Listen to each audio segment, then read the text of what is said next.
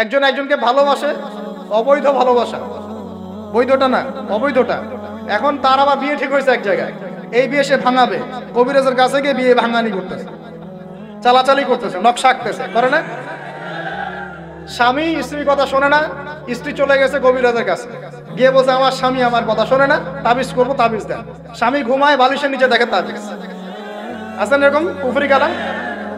সবই সে। কেউ জাদুবিদ্যার চর্চা করতেছে মানুষ এখন। এবং বিশ্বাস করেন, আমি একটা নিউজ দিই আপনাদেরকে, এখন বিশ্বের একটা অংশের মানুষ সত্যি সত্যি ব্ল্যাক ম্যাজিক বা কালো জাদু করে। ব্ল্যাক ম্যাজিক বা কালো জাদুর চর্চা হচ্ছে, আবার নতুন করে বিশ্বে কালো জাদুর চর্চা হচ্ছে। এবং এর সাথে কিন্তু জিউসরা সম্পৃক্ত আছে। কারা সম্পৃক্ত? ওই যে যারা প্যালেস্টাইন কেড়ে নিয়েছে, ওরাও সম্পৃক্ত আছে। তো খেয়াল রাখতে হবে এগুলো থেকে বাঁচার জন্য কি করব? বাঁচার জন্য প্রতিদিন 5 ওয়াক্ত নামাজ, পবিত্র অবস্থায় থাকার চেষ্টা করা, সকাল সন্ধ্যার মাসনুন দোয়া কালামগুলো পড়বেন হিসনুল মুসলিম বই থেকে। আর এই যে আপনার কোরআন তেলাওয়াত, ডেইলি একটু করে কোরআন তেলাওয়াত করলে ইনশাআল্লাহ এই ধরনের চোখ লাগা, বদনজর, জাদুটোনা সবকিছু পরাজিত হয়ে যাবে ইনশাআল্লাহ। বহু মানুষ জিনের উপাসনা শুরু করেছে। হ্যাঁ, জিন তাবে করছে, জিনকে দিয়ে কাজ করাচ্ছে।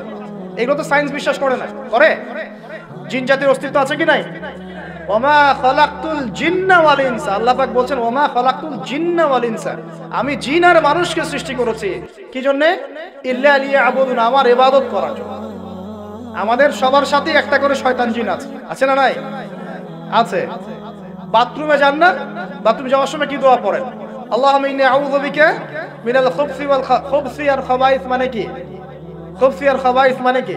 দুষ্ট, নোংরা জিন, শয়তান। তো সুলাইমান আলাইহিস সালামের যুগ থেকে জাদুবিদ্যার চর্চা চলে আসছে, এবং আমাদের নবী মুহাম্মদ সাল্লাল্লাহু আলাইহি ওয়াসাল্লামকেও কিন্তু জাদু করা হয়েছিল, জানেন এটা? আমাদের নবী সাল্লাল্লাহু আলাইহি ওয়াসাল্লামের মাথার চুল মোবারককে নিয়ে জাদু করেছিল এক ইহুদি মহিলা, ঠিক আছে?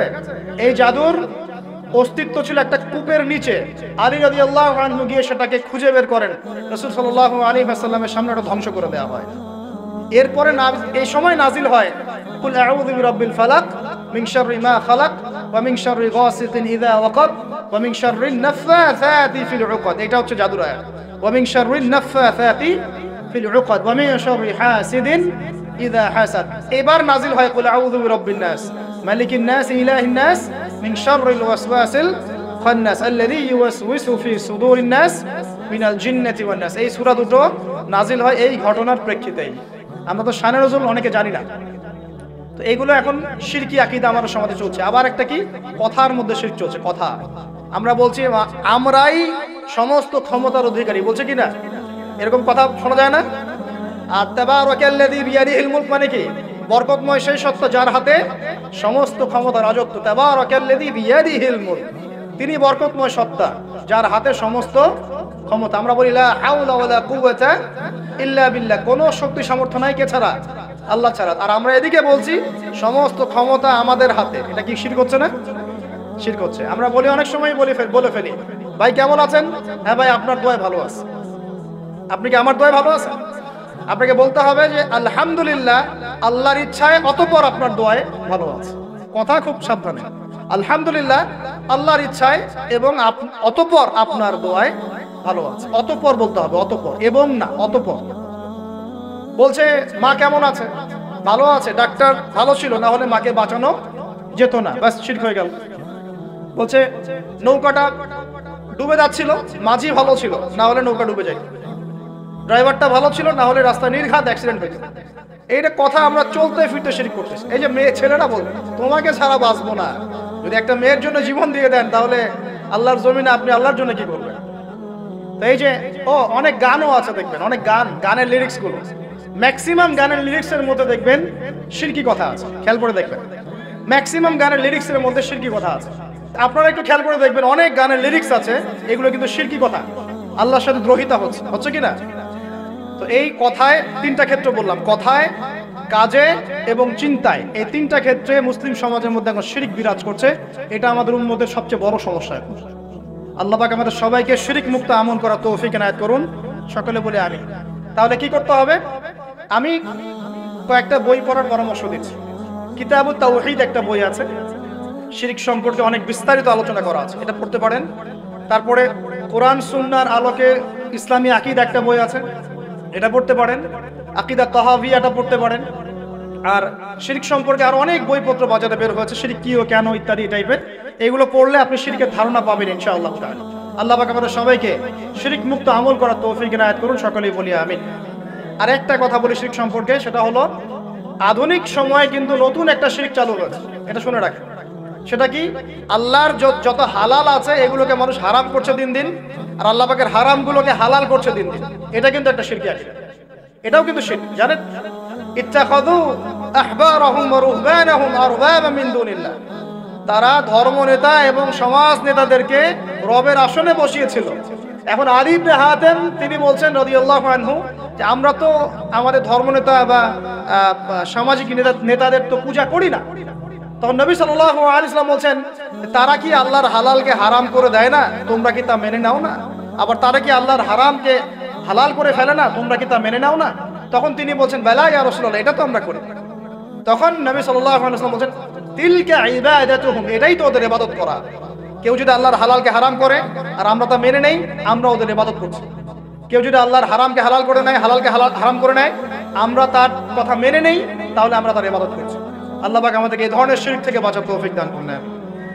আরেকটা সমস্যা বলে শেষ করছি, উম্মার মানে দুর্দশার অন্যতম একটা কারণ, সেটা হলো বেদাত।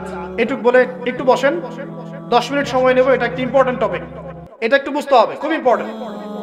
এই কারণে উম্মার মধ্যে অনেক ফাসাদ সৃষ্টি হয়েছে, ফিতনা সৃষ্টি হয়েছে, এবং মানুষ নবীর সুন্নত থেকে মুখ ফিরিয়ে এখন সব বেদাতি আমল করা শুরু করেছে। আর এই বেদাতগুলোকে মানুষ সামাজিকতা বলে চালিয়ে দেওয়ার চেষ্টা করছে। খুব খেয়াল রাখবেন, নবী সাল্লাল্লাহু আলাইহি ওয়াসাল্লামের সুন্নাহ মানে আল্লাহ পাক কোরআন নাজিল করেছেন, তার রাসূলের হাদিস আছে আমাদের সামনে। কোরআন এবং হাদিস নবী যেভাবে আমল করেছেন আমরা সেভাবে আমল করি, এর নাম সুন্নাহ। সাহাবায়ে কেরাম রাদিয়াল্লাহু আনহুম যেভাবে করেছেন আমরা সেটা করি, এর নাম সুন্নাহ। মানে নবী সাল্লাল্লাহু আলাইহি ওয়াসাল্লাম বলছেন মাই ইয়াইশ মিনকুম বা'দি, তোমাদের মধ্যে আমার পরে যারা বেঁচে থাকবে, ফাসায়ারা ইখতিলাফান কাসীরা, তোমাদের মধ্যে যারা বেঁচে থাকবে আমার পর তারা দেখবে অনেক ইখতিলাফ চলছে সমাজের মধ্যে। তো আলাইকুম বিসুন্নতি ওয়া সুন্নতি খুলাফায়ে রাশিদিন মাহদিন মিন বা'দি, তখন তোমাদের কাজ হবে আমার সুন্নতকে আঁকড়ে ধরে থাকা এবং আমার হেদায়েতপ্রাপ্ত খুলাফায়ে রাশিদা সাহাবায়ে কেরাম তাদের সুন্নতকে আঁকড়ে ধরে থাকা। এই সুন্নতের বাইরে যে কোনো কাজ, যে কোনো আকীদা, যে কোনো মতবাদ, এগুলো সবই বেদাত বলে গণ্য হবে। আল্লাহ পাক আমাদেরকে বোঝার তৌফিক দান করুন। যেমন তাওহীদে থাকতে হবে, শিরক করা যাবে না, ঠিক তেমনি সুন্নতে থাকতে হবে, বেদাত করা যাবে না। সুন্নত কেমন? নবী সাল্লাল্লাহু আলাইহি ওয়াসাল্লাম ঘুমিয়েছেন যেভাবে, সেইভাবে ঘুমাবো সুন্নত।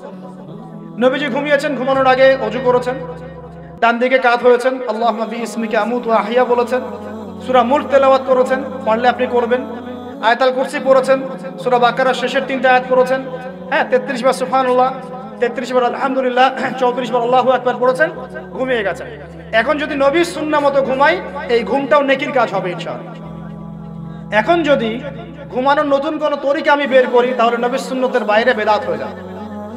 বেদাত শব্দের অর্থ হচ্ছে নতুন আবিষ্কার। একটু মনোযোগ দেন প্লিজ, একটু বসেন, এইটুক শেষ করে দিচ্ছি। বেদাত শব্দের অর্থ হচ্ছে নতুন আবিষ্কার। সুন্নাহ মানে যেমন আদর্শ, রীতি, আল্লাহ পাকেরও সুন্নত আছে, নবী সাল্লাল্লাহু আলাইহি ওয়াসাল্লামেরও সুন্নত আছে, আমরা তার সুন্নত মেনে জীবন করবো ইনশাআল্লাহ। আল্লাহ পাক তৌফিক দান করুন। ঠিক তাওহীদের বিপরীত যেমন শিরক থাকে, সুন্নতের বিপরীত থাকে কি? বেদাত, মানে নতুন আবিষ্কার। এটাকে দুই ভাগে ভাগ করা যায়, খেয়াল করি একটু আমার দিকে। কয় ভাগে ভাগ করা যায়? দুই ভাগ। একটা হচ্ছে দুনিয়াবি ক্ষেত্রে নতুন আবিষ্কার, একটা দিনের ক্ষেত্রে নতুন আবিষ্কার। দুনিয়াবি ক্ষেত্রে মানে কি? এই যে মোবাইল ফোন আপনার হাতে আছে, এই মোবাইল ফোন কি রাসূলের যুগে ছিল? সাহাবীদের যুগে ছিল? এই যে লাইটিং করেছি, নবীর যুগে এরকম লাইট ছিল? মাইকে কথা বলছি, নবীর যুগে মাইক ছিল? এরোপ্লেন, আমরা এয়ারক্রাফটে সফর করছি, নবীর যুগে এয়ারক্রাফট ছিল?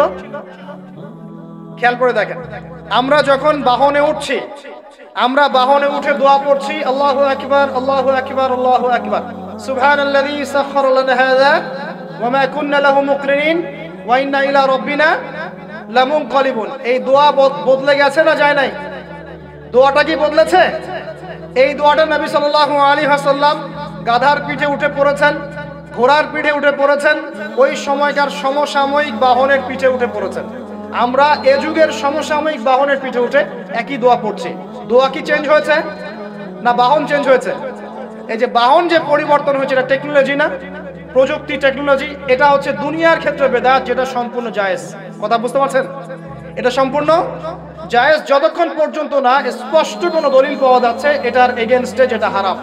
স্পষ্ট দলিল না পাওয়া যাওয়া পর্যন্ত এটাকে আপনি বৈধ রাখতে পারেন। এটা এক নম্বর। আরেকটা বেদাত হলো দিনের ক্ষেত্রে বেদাত। দিনের ক্ষেত্রে কেমন? নবী সাল্লাল্লাহু আলাইহি ওয়াসাল্লাম বলছেন, মান আহদাথা ফি আমরিনা হাদা, সহিহ মুসলিম হাদিস নাম্বার 1718। নবীজি বলছেন, মান আহদাথা ফি আমরিনা হাদা মা লাইসা মিনহু ফাহুয়া রাদ। কোন ব্যক্তি যদি এই দিন ইসলামের মধ্যে এমন কোন আমল চালু করে যে আমলের সমর্থনে আমাদের পক্ষ থেকে কোনো প্রমাণ নাই, সেটাই রাদ বা প্রত্যাখ্যাত, সেটা বাতিল। নবী সাল্লাল্লাহু আলাইহি ওয়াসাল্লাম অন্য হাদিসে বলছেন, মান আহদাথা ফি আমরিনা হাদা মা লাইসা মিনহু ফাহুয়া রাদ, মান আমিলা আমালান লাইসা আলাইহি আমরুনা ফাহুয়া রাদ। আমার সাথে বলেন দেখি, বেদাত শব্দের অর্থ কি? নতুন আবিষ্কার। কয় প্রকার হয়? কয় প্রকার হয়? একটা দুনিয়াবি ক্ষেত্রে, যেমন বললাম যে এই যে প্রযুক্তিগত বেদাত যেগুলো হয়েছে, এগুলো জায়েজ না জায়েজ? জায়েজ। যতক্ষণ পর্যন্ত না এগুলোর বিপরীতে কোনো দলিল স্পষ্ট পাওয়া যাচ্ছে ততক্ষণ পর্যন্ত জায়েজ। আর একটা দিনের ক্ষেত্রে যেটা, সেটা কি জায়েজ হবে না জায়েজ হবে? দিনের ক্ষেত্রে যদি আমরা এমন কোন আমল করি নেকির আশায়, সওয়াবের আশায়, যেটা রাসূল করেন নাই, সাহাবীরা করেন নাই, এবং তাবেঈন ইমামগণ সবার থেকে প্রমাণিত না, এই কাজটা যদি সওয়াবের আশায় করতে যাই যার পক্ষে কোনো দলিল পাওয়া যায় না, সেটাকেই বাতিল প্রত্যাখ্যাত বেদাত বলা হয়। কথা বুঝতে পারছেন কিনা? উদাহরণ দিলে এবার ক্লিয়ার হবে। কয়েকটা ভাবে হতে পারে। যেমন এক নাম্বার ধরন কেমন? মনে করেন যে আপনি হালুয়া রুটি সেমাই খাবেন। খুব ভালো কথা। হালুয়া রুটি সেমাই খাওয়া কি জায়েজ না জায়েজ? এই খাবারটা হালাল না হারাম? হালাল। আপনি আজ এখনো খেতে পারেন, আপনি সকালেও খেতে পারেন, আপনি দুপুরেও খেতে পারেন, যখন ইচ্ছা তখন খেতে পারেন। কিন্তু যদি আপনি কোনো দিবসকে কেন্দ্র করে এরকম একটা সংস্কৃতি চালু করেন যে আজকে 15ই শাবান আমরা সবাই এখন হালুয়া রুটি খাবো, এই যে একটা দিনকে কেন্দ্র করে আপনি একটা নতুন কাজ শুরু করলেন, এই কাজটাকে আমরা বেদাত বলে ফেলছি। মনে করেন আপনি দরুদ পড়বেন, খুব ভালো কথা, দরুদ ভালো জিনিস, দরুদ পড়লে নেকি হয়। কিন্তু দরুদ পড়লে নেকি হয়, রাসূলের জীবনী চর্চা করলে নেকি হয়, তাকে সালাম দিলে নেকি হয়, সব ঠিক আছে। কিন্তু এখন যদি আপনি নবীর জন্ম দিবসটাকে কেন্দ্র করে এই কাজগুলোকে ঘটা করে করার চেষ্টা করেন, যেটা নবীজি করেন নাই, সাহাবীরা করেন নাই, এটা হলো ধরনগত বেদাত। কথা বুঝতে পারছেন কিনা? দুই নম্বরে আসেন, একটা হয় জিন্সগত। জিন্স মানে প্রকরণ। এটা কেমন? আল্লাহ পাক আমাদেরকে কুরবানি করতে বলেছেন চতুষ্পদ জন্তু। চতুষ্পদ জন্তু বুঝি 4 পাওয়ালা। এখন ঘোড়ারও তো 4 পা। এখন যদি আমরা কুরবানি করতে গিয়ে এখন ঘোড়া কুরবানি করা শুরু করি, বলেন কি বুঝলেন? আচ্ছা ঘোড়া বাদ দেন, মুরগি কুরবানি করা শুরু করি, মোরগ কুরবানি করা শুরু করি, মনে করলেন যে সমস্যা কি? এটাও তো আল্লাহর সৃষ্টি, হালাল তো, মুরগি খাওয়া তো হালাল, মোরগ খাওয়া তো হালাল, তো গরু ছাগল বাদ দিয়ে মুরগি কুরবানি করলাম, কি সমস্যা? করতে পারবেন না, কারণ আল্লাহ পাক চতুষ্পদ জন্তু কুরবানির কথা বলেছেন। এটা যদি করেন জিনসগত বেদাত হয়ে যায়। কথা বুঝতে পারছেন? 3 নাম্বার একটা হচ্ছে যেটাকে আমরা বলি আদাদ বা সংখ্যাগত। যেমন আল্লাহ পাক বলেছেন এশার নামাজ পড়তে 4 রাকাত, ফরজ নামাজ কয় রাকাত? 4 রাকাত। কেউ যদি মনে করে এখন না নামাজ খুব ভালো কাজ, নামাজ পড়লে নেকি হয়, তো 4-এর জায়গায় আমি 5 রাকাত পড়ব, কি হবে? ফজরের নামাজ 2 রাকাত ফরজ। আর কেউ যদি মনে করে নামাজ তো খুব ভালো জিনিস, ভালো কাজ করলে কি সমস্যা, নামাজ তো পড়লে নেকি হয়, 2 রাকাত পড়লে নেকি হয়, 4 রাকাত পড়লে আরো বেশি নেকি হয়, আর 4 রাকাত পড়া শুরু করবে, কি হবে? গ্রহণযোগ্য না বাতিল?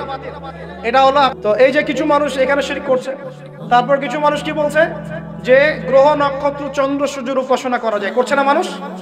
কিছু মানুষ কবর পূজা করছে কিনা? করছে কিনা? কিছু মানুষ মাজারের পূজা করছে কিনা? কিছু মানুষ মৃত ব্যক্তির কাছে নজর মানত করে কিনা? কিছু মানুষ মৃত ব্যক্তির কাছে এই যে কুরবানি জবাই করে কিনা? কিছু মানুষ এই যে জাদুবিদ্যার চর্চা করছে কিনা? তারপর ওই যে ভাগ্য গণনা করছে কিনা রাশিফল দেখে? কিছু মানুষ টিয়া পাখির মাধ্যমে ভাগ্য গণনা করছে কিনা? প্রত্যেকটা রন্ধ্রে শিরক। প্রথম শিরক হচ্ছে আকীদার, বিশ্বাসের। আল্লাহ ছাড়া কেউ সন্তান দিতে পারে বিশ্বাস করলে শিরক। আল্লাহ ছাড়া কেউ আমাকে পরকালে বাঁচাবে বিশ্বাস করলেই শিরক। আল্লাহ ছাড়া কেউ আমাকে ভালো করতে পারে বিশ্বাস করলে শিরক, খারাপ করতে পারে বিশ্বাস করলে শিরক। আল্লাহ ছাড়া কেউ উপকার অপকার করতে পারে বিশ্বাস করলে শিরক। আল্লাহ থেকে সব হয়, এই কনসেপ্টের বাইরে গেলেই শিরক হয়ে যাবে। সবকিছু কার থেকে হয়? তো এই যে লা ইলাহা ইল্লাল্লাহ একটা আকীদার বিষয়, প্রথমে আকীদার মধ্যে শিরক ঢুকেছে। একটা শিরক ঢুকেছে আমলের মধ্যে, আর শিরকু ফিল আমাল, আমলগুলোর মধ্যে। কিরকম? এই যে আল্লাহ বাদ দিয়ে অন্য কাউকে সেজদা করা, আল্লাহ বাদ দিয়ে অন্য কারোর জন্য নজর মানত করা, আল্লাহ বাদ দিয়ে অন্য কারোর জন্য এই যে আপনি কুরবানি করছেন, হ্যাঁ, আল্লাহ ছাড়া অন্য কারোর কাছে দোয়া করছেন, সবই শিরক। এই যে আপনি হাতের মধ্যে একটা বালা পরে আছে, বালাটা খুলতে বললে খোলেন না। কেন খোলেন না? আপনার ধারণা এটা খুলে ফেললে আপনার ক্ষতি হবে, রোগ আর ভালো হবে না। এই যে আকীদা, শিরকি আকীদা, শিরকি আকীদা, টাটকা শিরকি আকীদা। যদি মনে করেন যে এটা খুললে, এই যে আংটি একটা পরেছেন, মনে করেন এই নিয়াতে পরে থাকেন যে এই আংটি পরার পরে আমার রোগ ভালো হবে, টাটকা শিরক এটা।